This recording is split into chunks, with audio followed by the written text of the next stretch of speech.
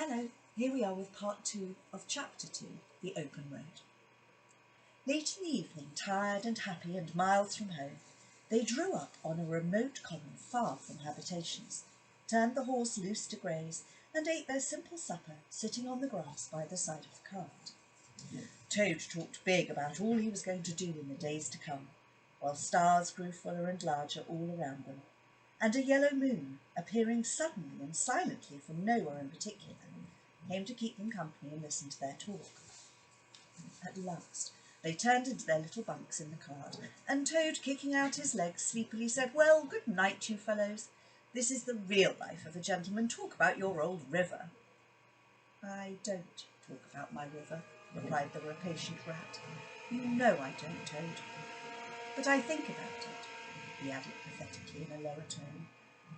"I think about it all the time." The mole reached out from under his blanket, felt for the rat's paw in the darkness, and gave it a squeeze.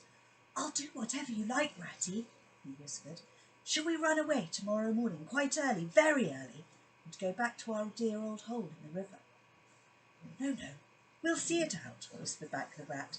"Thanks awfully, but I ought to stick by Toad till this trip is ended. It wouldn't be safe for him to be left to himself." Sorry, that was the dogs. "It won't take very long.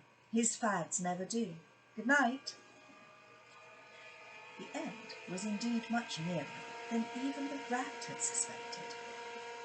After so much open air and excitement, the Toad slept very soundly, and no amount of shaking could rouse him out of bed next morning. So the mole and the rat turned to, quietly and manfully, and while the rat saw to the horse and lit a fire and cleaned last night's cups and platters and got things ready for breakfast, the mole trudged off to the nearest village, a long way off, for milk and eggs and various necessaries the Toad had, of course, forgotten to provide. The hard work had all been done, and the two animals were resting, thoroughly exhausted by the time Toad appeared on the scene, fresh and gay, remarking what a pleasant, easy life it was they were all leading now, after the cares and worries and fatigues of housekeeping at home. They had a pleasant ramble that day over grassy downs and along narrow by-lanes, and camped as before on the common. Only this time the two guests took care that Toad should do his fair share of the work. In consequence, when the time came for starting next morning, Toad was by no means so rapturous about the simplicity of this primitive life, and indeed attempted to resume his place in the bunk, whence he was hauled by force. Their way lay, as before, across country by narrow lanes, and it was not till after the afternoon that they came out on the high road, their first high road. And there, disaster, fleet and unforeseen, sprang out on them, disaster momentous indeed to their expedition, but simply overwhelming in its effect on the after career of Toad. They were strolling along the high road easily, the mole by the horse's head talking to him, since the horse had complained that he was being frightfully left out of it, and nobody considered him in the least. The Toad and the water rat walking behind the cart together. At least, Toad was talking, and Rat was saying at intervals, "Yes, precisely, and what did you say to him?" and thinking all the time of something very different, when far behind them they heard a faint, warning hum, like the drone of a distant bee. Glancing back, they saw a small cloud of dust with a dark centre of energy, advancing on them at incredible speed, while from out the dust a faint boop boop wailed like an uneasy animal in pain. Hardly regarding it, they turned to resume their conversations, when in an instant, as it seemed, the peaceful scene was changed, and with a blast of wind and a whirl of sound that made them jump from the nearest ditch, it was on. The boop boop rang with a brazen shout in their ears. They had a moment's glimpse of an interior of glittering plain grass and rich morocco, and the magnificent motor car, immense, breath-snatching, passionate, with its pilot tense and hugging his wheel, possessed all air for the fraction of a second, flung an enveloping cloud of dust that blinded and enwrapped them utterly, and then dwindled to a speck in the far distance, changed back into a droning beam once more. The old grey horse, dreaming as he plogged along of his quiet paddock in a new, raw situation such as this, simply abandoned himself to his natural emotions, rearing, plunging, backing steadily, in spite of all the mole's efforts at his head, and all the mole's lively language directed at his better feelings.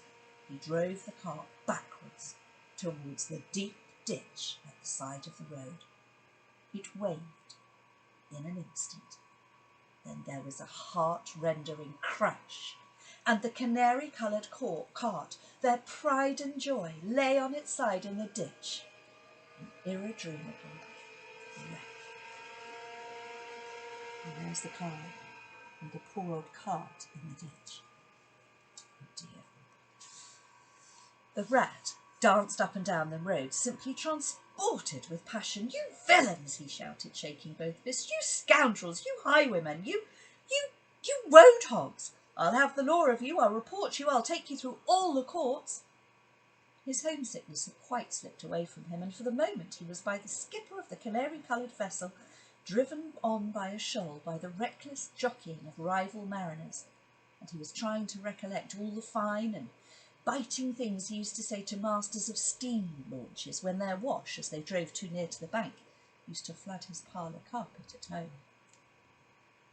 Toad sat straight down in the middle of the dusty road, his legs stretched out before him, and stared fixedly in the direction of the disappearing motor car. He breathed short, his face wore a placid, satisfied expression, and at intervals he faintly murmured, "Boop, boop." The mole was busy trying to quiet the horse, which he succeeded in doing after a time. Then he went to look at the cart, on its side in the ditch. It was indeed a sorry sight. Panels and windows smashed, axles hopelessly bent, one wheel off, sardine tins scattered over the wide world, and the bird in the birdcage sobbing pitifully and calling to be let out. The rat came to help him, but their united efforts were not sufficient to right the cart. "Hi, Toad," they cried, "come and bear a hand, can't you?" The toad never answered a word, or budged from his seat in the road, so they went to see what was the matter with him. They found him in a sort of trance, a happy smile on his face, his eyes still fixed on the dusky wake of their destroyer. At intervals he was still heard to murmur, "Boop, boop." The rat shook him by the shoulder. "Are you coming to help us, Toad?" he demanded sternly. "Glorious, stirring sight," murmured Toad, never offering to move. "The poetry of motion, the real way to travel, the only way to travel, here today, in next week tomorrow. Villages skipped, towns and cities jumped, always somebody else's horizon. Oh, bliss, oh, poop, poop, oh, my, oh, my." "Oh, stop being an ass, Toad," cried the mole despairingly. "And to think I never knew," went on the toad in a dreamy monotone. "All those wasted years that lie behind me I never knew, never even dreamt. But now that I know, now that I fully realise, oh, what a flowery track lies spread before me henceforth. What dust clouds shall spring up behind me as I speed on my reckless way. What carts I shall fling carelessly into the ditch in the wake of my magnificent onset. Horrid little carts, common carts, canary-coloured carts." "What are we to do with him?" asked the mole of the water rat. "Nothing at all," replied the rat firmly, "because there is really nothing to be done. You see, I know him from old. He is now possessed. He has got a new craze, and it always takes him that way in its first stage. He'll continue like that for days now, like an animal walking in a happy dream, quite useless for all practical purposes. Never mind him. Let's go and see what there is to be done about the cart." A careful inspection showed them that, even if they could succeed in righting it by themselves, the cart would travel no longer. The axles were in a hopeless state, and the missing wheel was shattered into pieces. The rat knotted the horse's reins over his back and took him by the head, carrying the birdcage and its hysterical occupant in the other hand. "Come on," he said to the mole. It's 5 or 6 miles to the nearest town, and we shall just have to walk it. The sooner we better. We better make a start. But what about Toad? Asked the mole anxiously as they set off together. We can't leave him here, sitting in the middle of the road by himself in the distracted state he's in. It's not safe. Supposing another thing were to come along. Oh, bother Toad, said the rat savagely. I've done with him. They had not proceeded very far on their way, however, when there was a pattering of feet behind them, and Toad caught them up and thrust a paw inside the elbow of each of them, still breathing short and staring into vacancy. Now look here, Toad, said the rat sharply. As soon as we get to the town, you'll have to go straight to the police station and see if they know anything about that motor car and who it belongs to, and lodge a complaint against it. And then you'll have to go to a blacksmith's or a wheelwright's and arrange for the cart to be fetched and mended and put to rights. It'll take time. It's not quite a hopeless smash. Meanwhile, the mole and I will go to an inn and find comfortable rooms where we can stay till the cart's ready, until your nerves have quite recovered from their shock. Police station? Complaint? Murmured Toad. Me complain of that beautiful, that heavenly vision that has been vouchsafed me? Mend the cart? I've done with carts forever. I never want to see the cart or to hear it of again. Oh, Ratty, you can't think how obliged I am to you for consenting to come on this trip. I wouldn't have gone without you, and then I might never have seen that swan, that sunbeam, that thunderbolt. I might never have heard that entrancing sound or smelt that bewitching smell. I owe it all to you, my very best of friends. The rat turned from him in despair. You see what it is? He said to the mole, addressing him across Toad's head. He's quite hopeless. I give it up. When we get to the town, we'll go to the railway station, and with luck we may pick up a train that will get us back to Riverbank tonight.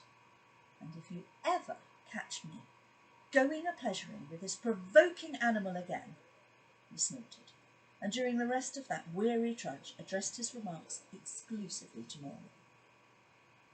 On reaching the town, they went straight to the station and deposited Toad in the second-class waiting room, giving a porter twopence to keep a strict eye on him. They then left the horse at an inn stable and gave what directions they could about the cart and its contents. Eventually, a slow train, having landed them at the station not very far from Toad Hall, they escorted the spellbound, sleep-walking Toad to his door, put him inside it, and instructed his housekeeper to feed him, undress him, and put him to bed. Then they got out their boat from the boathouse, sculled down their river home, and at a very late hour sat down to supper in their own cosy riverside parlour, to the rat's great joy and contentment. The following evening, the mole, who had risen late and taken things very easy all day, was sitting on the bank fishing, when the rat, who had been looking up his friends and gossiping, came strolling along to find him. Heard the news? He said. There's nothing else being talked about all along the riverbank. Toad went up to Down by an early train this morning, and he has ordered a large and very expensive motor car. Bye-bye.